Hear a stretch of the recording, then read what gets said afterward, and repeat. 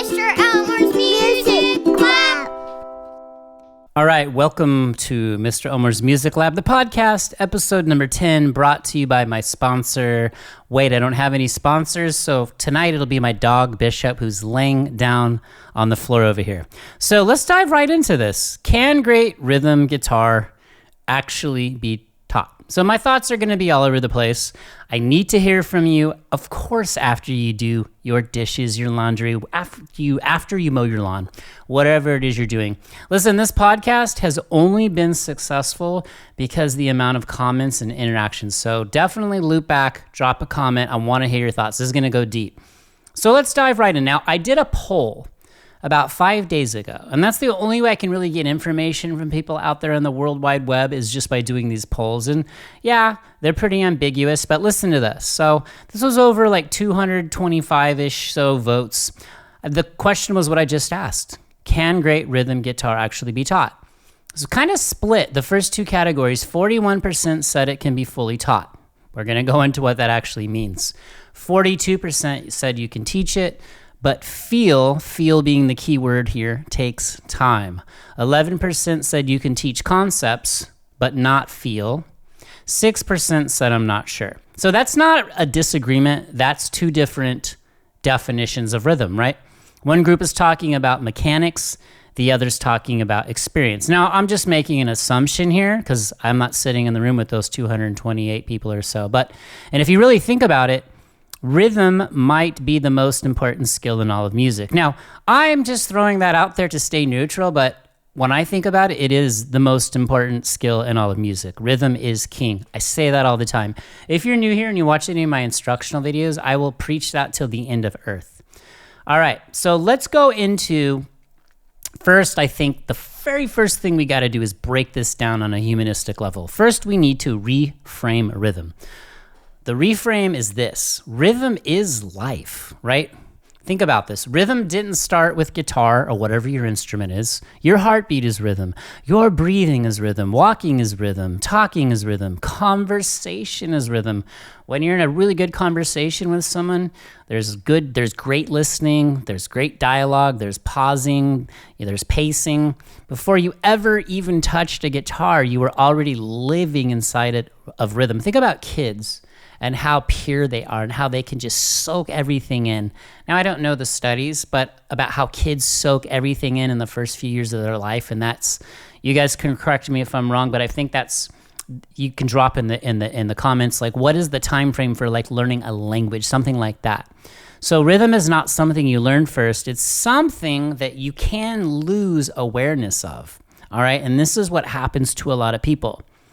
So I want you to drop in the comments. The first thing I want you to think about is drop in the comments something you do in life that needs tempo or rhythm. For example, for me personally, I grew up in Southern California in San Diego. Shout out to the Padres. They got smashed today by the Tigers in the opening day. But anyways, you grow up in that culture of surfing, skating, motocross, snowboarding. We have it all. You play music in bands. It's just like part of the lifestyle. But all of that, I feel like I was able to excel at because I quickly grasped, or it was just innately built into my DNA. It's built into all of us, but I didn't lose it. I didn't lose the subconscious connection to it. Like surfing is all about tempo. It's all about flow. Skating, motocross, snowboarding, golf. Even I just talked about baseball, pitchers. I heard one of them say it on a broadcast tonight about how when he's in a good rhythm, he doesn't want that thrown off, right? So conversation is just rhythm. We want to think of emotional rhythm, like anxiety versus calm, right? Speech rhythm, fast versus slow talkers. Silence is also a part of rhythm, right? Especially if you're having conversation, you can't just talk over the other person. You got to pause, be silent, and you've got to listen. So rhythm is human before it's musical. So we have to have that foundation in place. And one thing I wanted to make a comment about too is, you see, have you ever seen somebody dance? Now, I'm not a dancer. I'd like to think I can dance. I usually say I don't dance, I play guitar, but I used to be into breakdancing. That tells you how old I am. I could still do the worm and the nickel. Don't ask me to do it in a video, but maybe I will. But you ever seen somebody dance and they don't, they have no idea where the beat drops. They can't feel the tempo. It's just somehow they've lost that connection to it. So which is this layer one? We'll do these in like layers. Natural rhythm, the human engine, okay? Layer one is natural rhythm. You already have it. Your body already understands pulse, motion, and timing. You can feel when something is off without training. You don't learn rhythm, you just notice it. So I think if you can translate that rhythm that's built into your system and you can put into other parts of your life, you're just going to have this flow state all around you. It's actually going to transfer right into music. Because I played sports early in life. I left music. I had a mom as a music teacher. That's the irony of the whole thing. But I just left music and came back. But my mission was, I've said before, I wanted to be in a band. That was it. The guitar was a tool to be in a band. That's it. And here I am 35 plus years later, still playing like crazy. But people always tell me I have no rhythm as a statement I've heard from people. And it kind of bugs me because I'm talking about it right now. It's like, you already have it. You've just lost your connection to it. All you got to do is find that connection to it. So think about like clapping, right? Clapping like on a downbeat versus clapping on an offbeat. Simple things you teach kids at a basic age.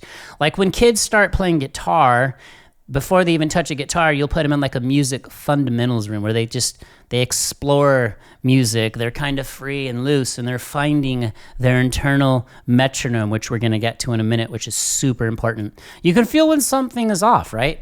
So like your head nodding to music when you're grooving out to your favorite song and you're just kind of grooving to the beat.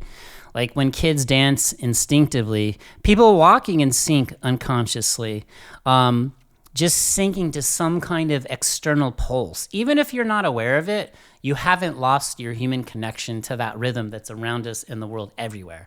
Think about like songs you love. When a great lyricist pins some words to a song, they put it in the context of rhythm. The phrasing, that's what makes a great song. So these are just some ideas, right? So you've never lived outside of rhythm, and you're not living outside of rhythm right now. What might have happened is if you just lost some connection to it. All right, let's go into this one. I thought this was really important. I always talk about your internal metronome, and I say over and over and over and over, and I'll say it forever, rhythm is king, rhythm is queen. If the rhythm is already inside you, then the goal is to develop your internal metronome. The best musicians don't rely on time, they just carry the time. It's in them. They've never lost touch with it. They just keep building on it. They don't chase the beat, they can generate the beat. Rhythm is not just a part of music. Rhythm is the foundation of all music. That's why I say, if you have no rhythm, you have nothing, okay?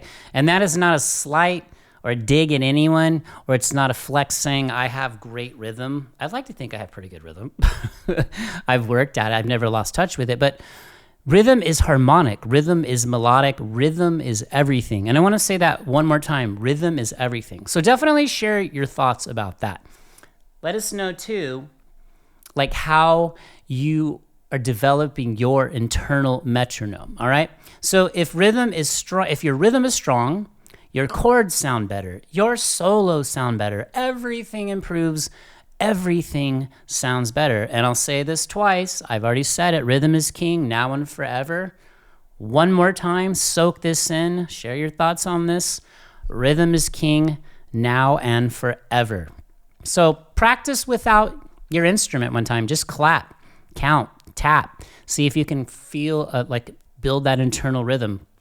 Walk in tempo consciously. The next time you go on a walk or run, feel your body in that flow state. Okay, and now if you're gonna use a metronome, try and put an accent on beat 1. Then put the accents only on beat 2 and 4.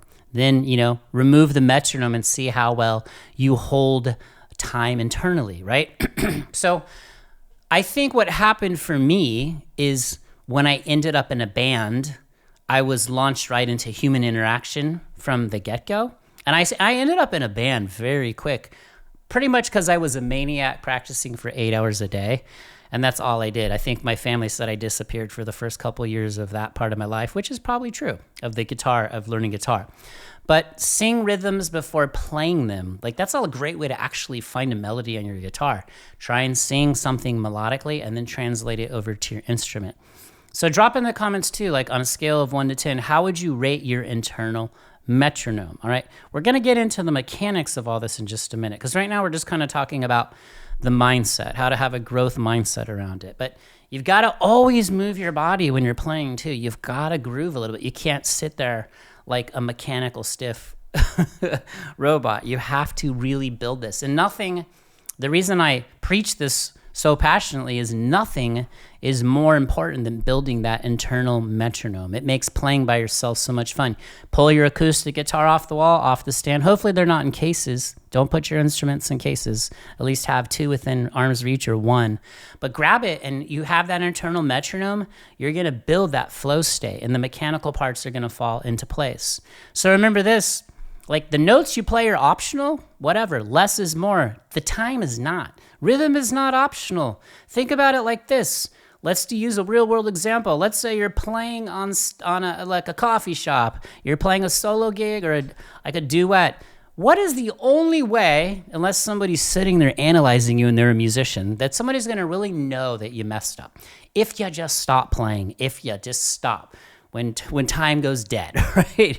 So if your rhythm is weak, everything feels weak, okay? Great players feel time even in silence. So what you should do is the next time you pick up your instrument, play like 4 quarter notes, get that, or play it for a little bit, get that internal groove going. Then for a bar or 2, stop, but count it silently in your head and then come back in on the downbeat. But see how that feels. You got to start internalizing that, right?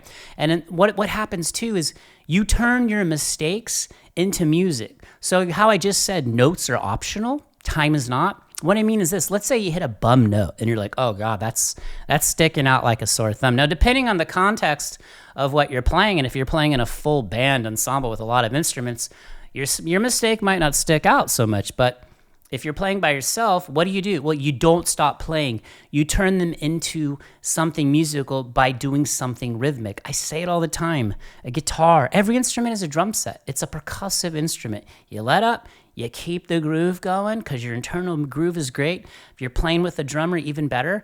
And you turn that mistake into something musical. You know, when you're younger, and I was guilty of this, your speed hooks you, right?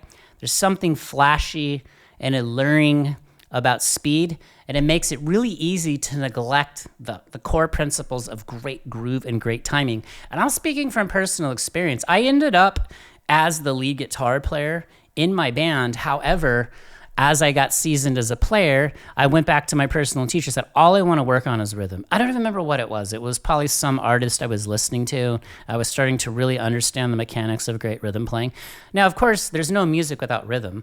I was always playing rhythm in the band, but I had a crutch. I had another guy who was 10 years older than me that had played for 15 years more than me, and he was kind of like, but when I lost him and ended up in a 3-piece band, drums, bass, and guitar, that's it. I was everything. So I had to learn how to hold down the fort. So let's transition into this. Layer 2. So this is your translation problem, the bottleneck, right? So layer 2 is the translation problem. So like your mindset is first.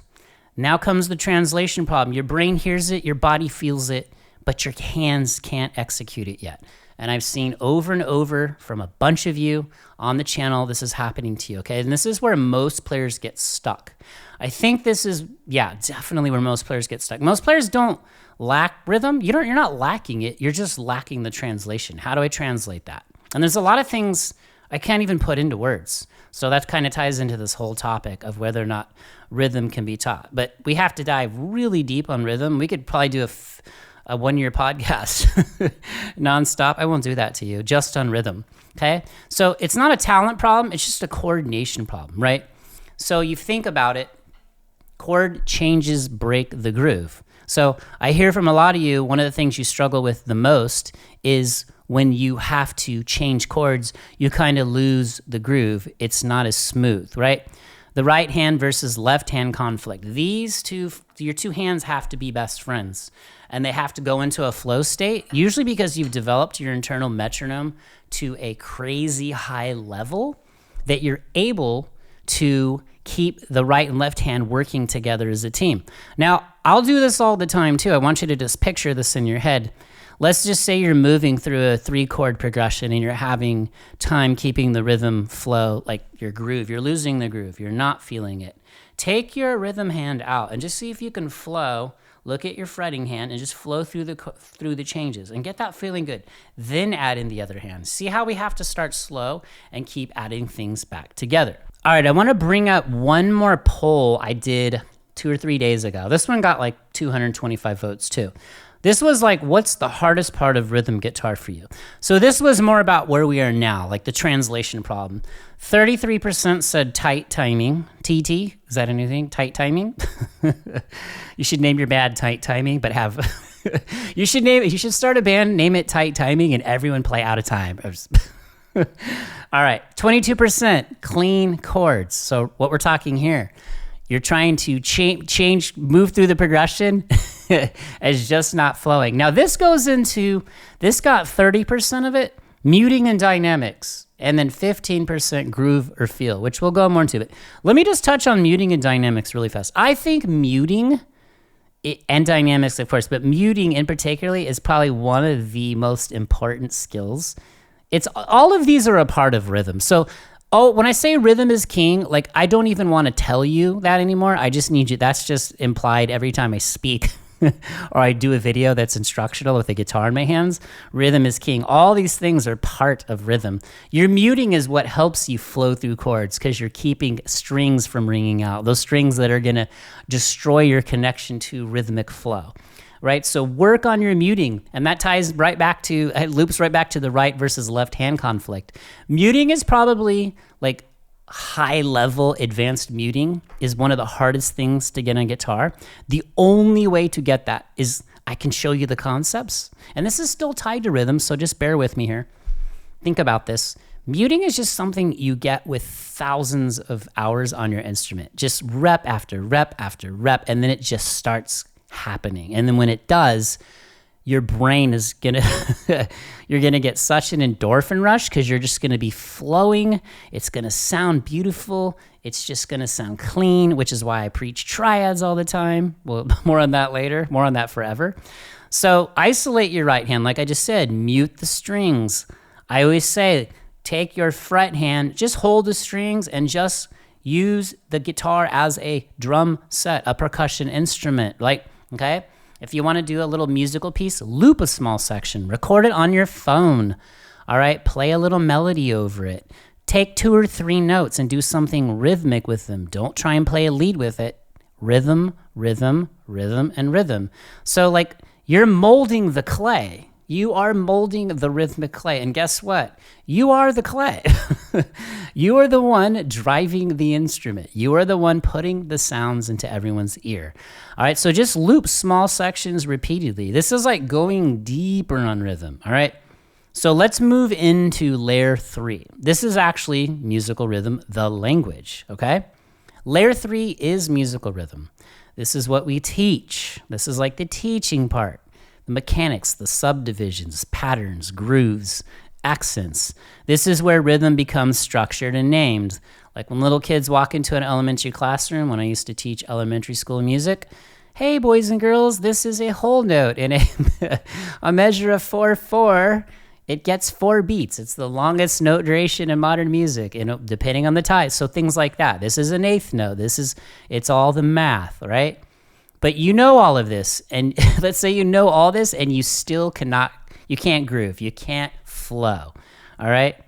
And I'd love to know from you when I'm talking about if your answer right off the bat is yes, rhythm can be taught, okay? And that's still broad. We'd have to go deeper than just that. But I'm just curious, is this why you think rhythm can be taught? And if this is why you say rhythm can be taught, are you talking about what we're talking about here, the mechanics of rhythm, this layer 3 section, the subdivisions, the patterns, the grooves. I'm just curious, right? Because like I said, you can know all of this and still not have rhythm. Because knowing rhythm and embodying rhythm are not the same thing, which is going to go right into what we're talking about, which is feel. That was part of the poll. So quarter notes versus eighth notes versus 16th notes. There is a feel or to a way that you play those. And I'm learning so much more about rhythm from playing the drums. And yes, I'm learning drums probably faster than average because of my rhythmic framework from the guitar. So I'm kind of translating that to the drums. Now that's its own beast, but accent placement changes feel dramatically, right? Where do you put your accents? You can take an advanced player and a beginner player and give them the same 2 pentatonic scales over the same chord progression. And obviously the advanced player, one of the biggest reasons they're going to make it sound more advanced or more musical is because of their feel, their touch, their placement, where they put the accents, right? Same pattern, they're going to play a different groove within that pattern. So consistency, it always beats complexity. Okay, so if you're doing something too complex, you got to dial it back. And you got to go like, you know what? Rhythm, rhythm, rhythm, rhythm, and rhythm again. Okay? Like your complex load of garbage, no offense, I still love you. Hopefully you still love me. Your complex load of too much sound, if it has no groove or consistency, it's done, it's cooked. I'd rather hear somebody play 2 chords beautifully in time with a little feel and groove than somebody trying to play 6 chords out of time, unless you're into that out of time stuff. All right, most players play patterns, not time, right? So a lot of players, this is where a lot of players get stuck in those plateaus. They get bored and, then they quit. Feel lives between the beats, so you've got to work on that too. Which makes me want to just throw this in because now that we're here thinking about it, it's kind of like, think about when you bend a note, right? You got to do this too. And you bend notes rhythmically. When you're bending a note, there's all these semitones that are happening from wherever you start your bend to where you end up. If you bend, let's say you bend from a C to a D. That's a whole step bend, right? Somewhere between that C and D are all these semitones. Obviously, the next semitone would be C sharp, D flat, whatever key we're in. But you've got to use your ear and your groove and your feel. That's what I'm talking about, what advanced players and professional players start doing, all right? Or higher intermediate players. That's where you move from like higher intermediate into more advanced. So remember too, if we loop back to the metronome idea, it keeps time, but it doesn't create feel. And myself personally, I am not a fan of metronomes. Like I can't sit here and play to a click track. Well, I mean, I'll go into my digital audio workstation or dial like Pro Tools or Logic and I'll dial up some drums and I'll play to those. And it's still somewhat mechanical because it's perfectly snapped to a grid in a perfect tempo. My favorite is always playing with another human because that's just how I was brought up on the instrument, right? So the metronome keeps the time, right? Like I said, but it doesn't have a feel to it. So you see how I'm kind of trying to make you picture this? You're playing your internal metronome that you develop, not playing snapped into some kind of perfect grid. That is your feel. So you've got to work on that. If you're not doing it, do it, okay? It's even better to take your phone, if you don't have a looper pedal or a digital DAW to work with, just record like an 8-bar loop strumming the rhythm and just listen to it. You got to record yourself. Everybody has a phone. Everybody has a way to record themselves. Recordings don't lie, okay? Trust me. I've been in lots and lots of professional studios around the world, and they do not lie. So it won't lie to you, and that's a good thing. All right, so patterns without feel equals robotic playing, which leads me to this really cool story I want to tell you. So when I was younger, I had this friend in college, and she was this amazing classically trained pianist. And she actually said, hey, we should jam together one day after class. We were taking this music theory class together.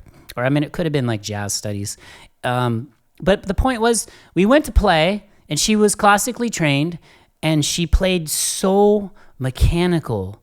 She played beautifully, don't get me wrong. Her technical skills were off the chart. That's one thing, but her feel...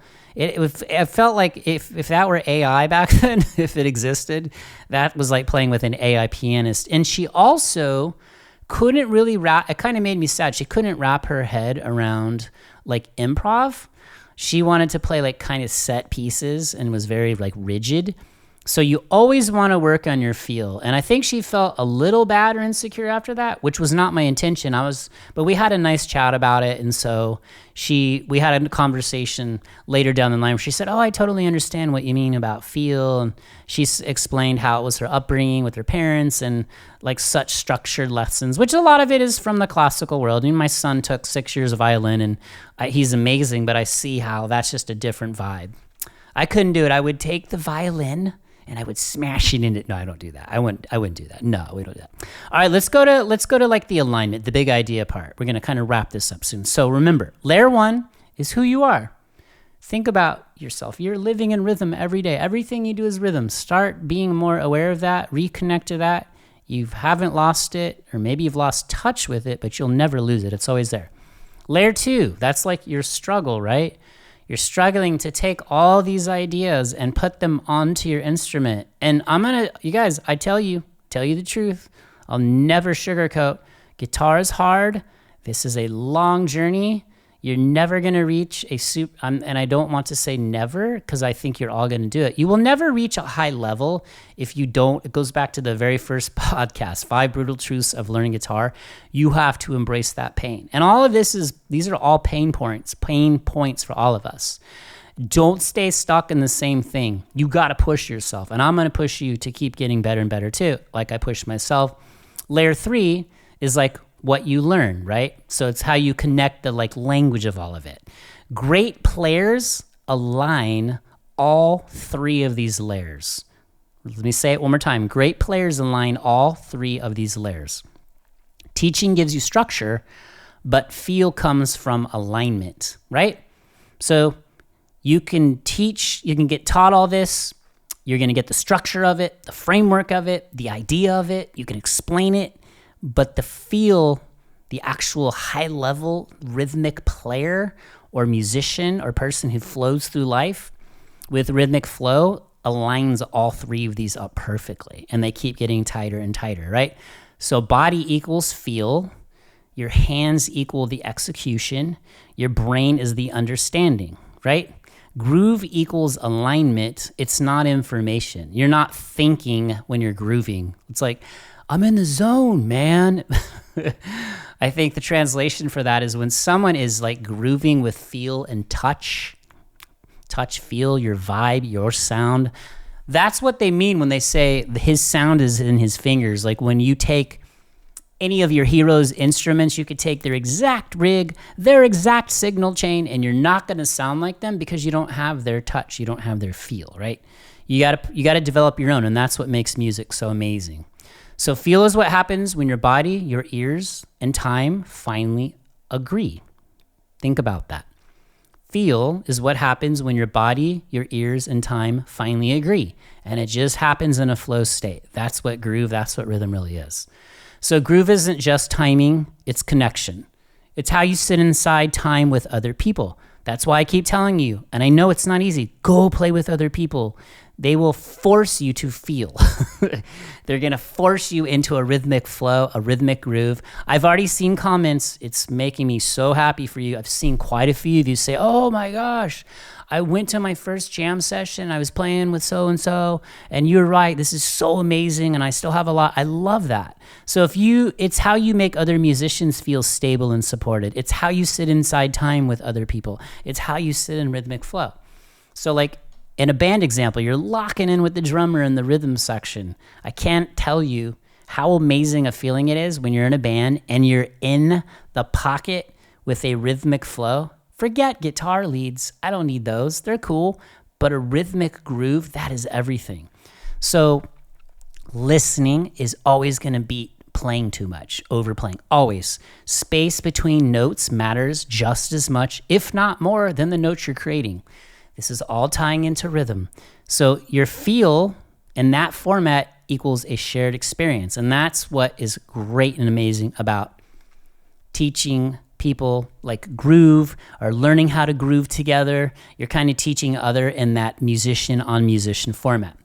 So to kind of close this up, So can rhythm be taught? So what's your answer? Drop it in the comments. Give me some more information. I'm going to say yes. Yes, it can be taught, but the language can be taught, the systems can be taught, but great rhythm comes from people who've never stopped listening to the rhythm of life itself. So if you have lost that, you got to find your way back to it, and you will. Rhythm is not something you just practice. It's something you live. And one more time, you don't learn rhythm, you remember it. All right. Hopefully a lot of that makes sense. We could probably keep this rhythm discussion going forever. If there's anything you disagree with, I'd love to have you put it in the comments. I want your take. I want you guys all to interact with each other. You guys are amazing. Drop jellyfish or your favorite sea creature in the comments. Where are you listening from? Did you get your laundry done? Did you leave your laundry in the washer overnight? You're coming back to comment now and I'm reminding you to go put it in the dryer, but you have to wash it again. All right. My sponsor, my dog Bishop, thanks you for listening. See you on the next podcast. Never stop because only you can stop you. Peace.